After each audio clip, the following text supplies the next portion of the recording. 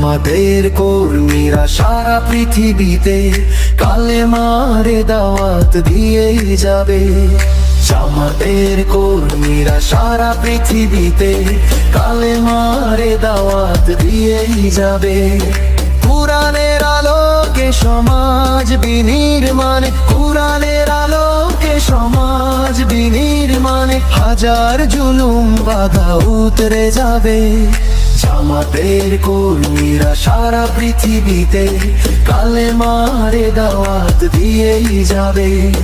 জামাতের কর্মীরা সারা পৃথিবীতে কালেমারে দাওয়াত দিয়েই যাবে।